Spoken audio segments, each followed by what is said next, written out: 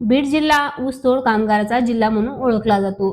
बीड जिल्ह्यातील ऊसतोड कामगार महिलांच्या आरोग्यविषयक स्थितीबाबत एक धक्कादायक वास्तव समोर आला आहे। अलीकडील आरोग्य तपासणीत असं निष्पन्न झालं आहे की 843 महिलांनी ऊसतोडीला जाण्यापूर्वीच आपली गर्भपिशवी काढून टाकण्याची शस्त्रक्रिया केली आहे। या महिलांमध्ये मुख्यतः 30 ते 35 वयोगटातील महिलांचा समावेश आहे। या महिलांना मासिक पाळीमध्ये कामावरून गैरहजर राहावे लागते, ज्यामुळे त्यांचे उत्पन्न कमी होते। त्यामुळे काही महिलांनी गर्भपिशवी काढून टाकण्याचा निर्णय घेतला आहे।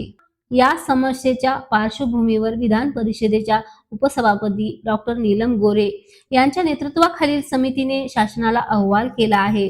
या अहवालात अंमलबजावणीसाठी सरकारने एक टास्क फोर्स स्थापन करण्याचा निर्णय घेतला आहे। ही परिस्थिती अत्यंत गंभीर असून ऊसतोड कामगार महिलांच्या आरोग्याच्या संरक्षणासाठी तातडीने उपाययोजना करणे आवश्यक आहे।